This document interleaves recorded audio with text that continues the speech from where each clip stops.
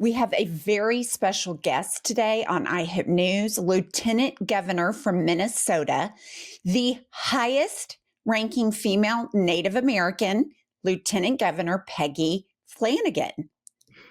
Thanks so much for having me. I'm so excited to be here with you. I'm so happy to meet you. I have been pulling for you. I did not realize that the United States had never had a Native American governor. So when Governor Walz was running with with Vice President Harris, I was like, the number one thing I'm excited about is for them to win. The second thing I'm excited about is to have a Native American governor. And we got neither, and we got a complete nut running the country. So add it to my list of disappointments with the election. Well, I think that's the least of our problems, but I appreciate your support. The good news Truly. is that we have the opportunity to have a Native American woman governor, and Deb Haaland, who's running in New Mexico, and Oh, great. so I'm going to try to be the first Native American woman to serve in the U.S. Senate instead. Well, I wholeheartedly support your position. You have a populist message, which seems to be something that the Democratic establishment is having trouble wrapping their arms around. And I note that you do not take APAC money. So how does that put you in comparison to other candidates? Sure. So I don't take corporate PAC money, and I don't take corporate PAC money because I think corporations have plenty of power in Washington. It's the rest of us who need it, and it's folks on both sides of the aisle, frankly. And I think that's what's impacting our elections and the results that we're getting. I also do not take APAC money, nor do I think that they would give it to me. I well. But I made the decision, to speak out and say that I would have supported the Sanders resolution this summer that both of my senators, Senator Klobuchar and Senator Tina Smith, voted in support of, to say that we're not going to have offensive weapons going to Israel when children are starving. And, that's a position that I stand by. I'm a mom, I'm a child advocate, and we have to use our voices to speak up when we see injustice. And so I can call out Benjamin Netanyahu's government in the same way that I can call out, the Trump administration as well. And I think we need to use our voices, and that's what I did. And now they've decided to go after me, and they're supporting my opponent in a big way. Isn't that it's so frustrating because it's like doing the right thing since Citizens United has put people that really want to do the right thing in a terrible position in terms of being able to compete financially. And it takes so much money to run now. Right. And that's, of course, we've known that for a long time. But really, running for Senate is the thing that has just, for me, opened my eyes in a major way.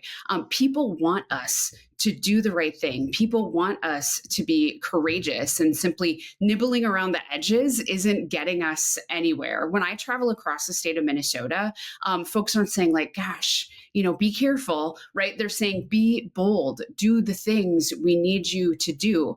People cannot afford their lives right now. Mm-hmm. And so we need to make sure that we're going big so that folks know, one, they can trust us, and two, that, we're going to fight for them, but not just in 2026. It's what we're building for 2028 and 2030 and 2032.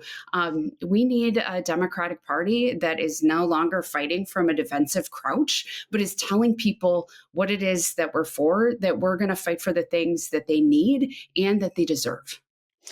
I completely agree. And I'm just wondering, what was your thought, your first reaction when you heard that the Senate had caved on the government shutdown? I was so profoundly disappointed. And it goes back to leadership in the Senate is old, stale, and governed by corporate interest and seniority. And so as somebody looking to be in that body, what was your reaction? I mean, I was pissed, Yeah.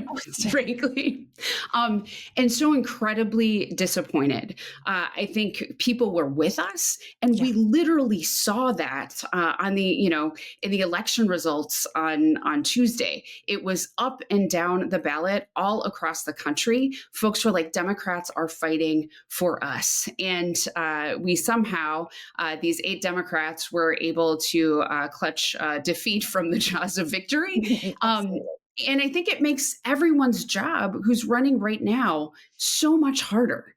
We were starting to rebuild that trust. We were starting to rebuild that enthusiasm. And so now I think we just have to really call it out for what it is. It's capitulation to Donald Trump and to the congressional Republicans, and it's bullshit.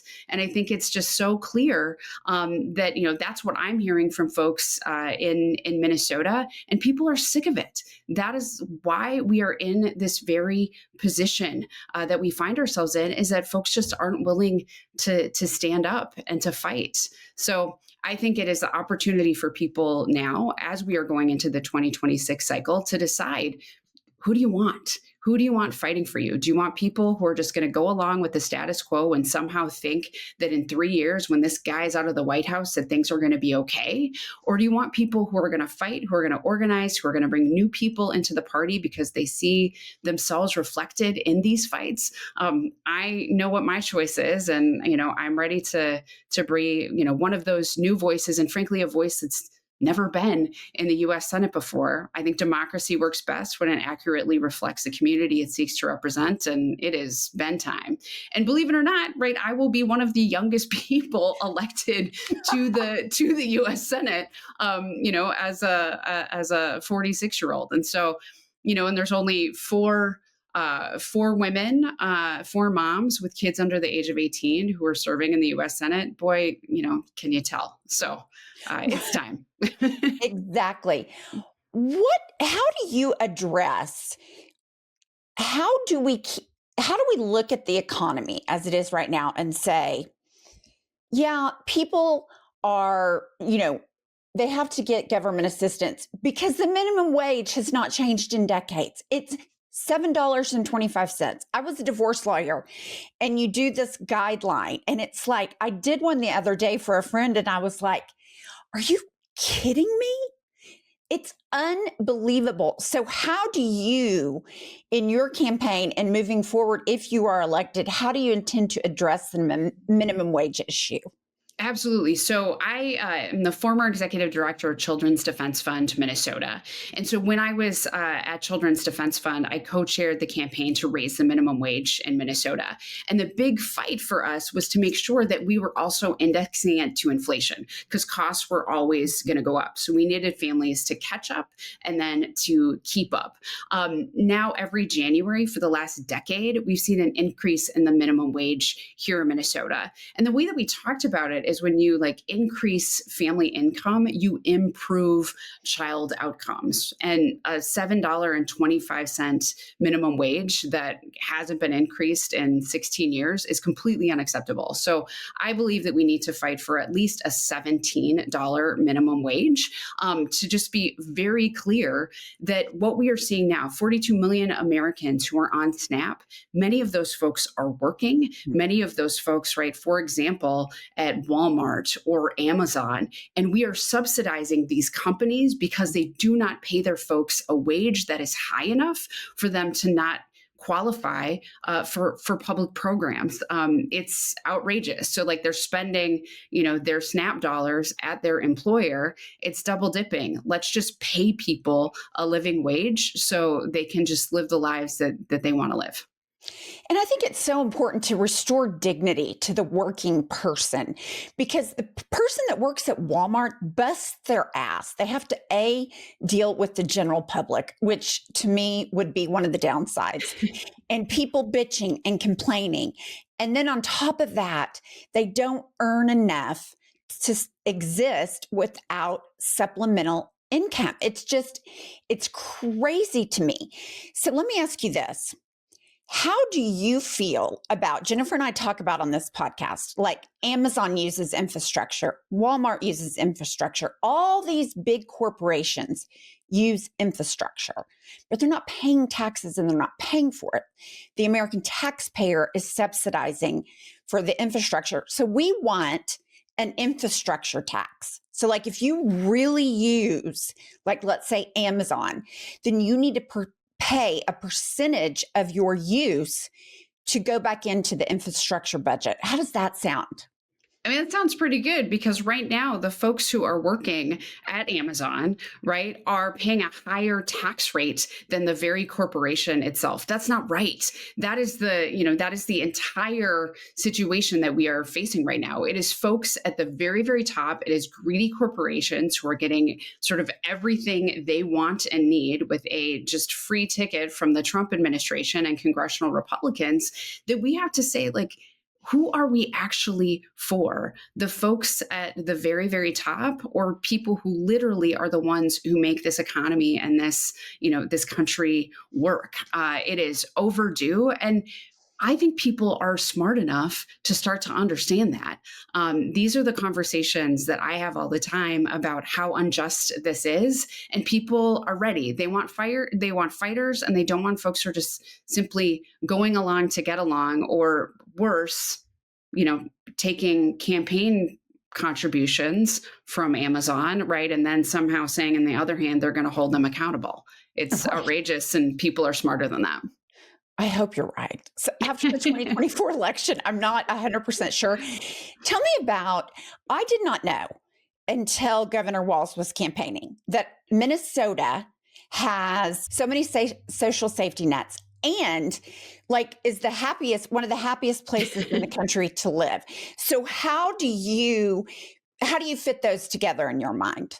Sure. Well, I think part of it is, we just want to make sure that people can live the lives that they want to live. And our whole, philosophy has been, we want to make Minnesota the best place in the country to raise a family, which means, right, that you have investments in things like nation leading child tax credit, where we are simply feeding kids breakfast and lunch at school, no questions asked. And frankly, as a kid who used to have a different colored lunch ticket and relied on SNAP, like that's a total game changer for folks. In January, a comprehensive paid family and medical leave program is going to go into effect. And I started that fight when my daughter was an infant on my hip. We got it done when she was in 4th grade, which tells me, you get what you fight for and you get what you organize for.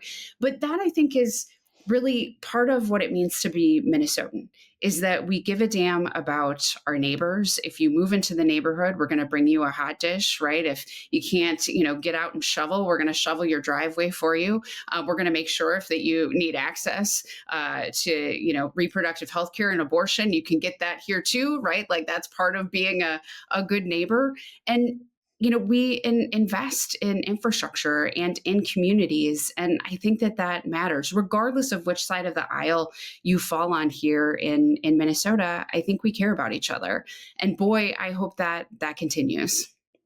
Absolutely. I hope it spreads like a virus through the United States. Instead of individualism, we become collective. That's right. Lieutenant Governor, thank you so much for joining us. Best of luck in your primary and campaign, and you are welcome back anytime. Thank you so much for having me. I love this podcast. It is so fun to be a part of it. And thanks for everything that you do.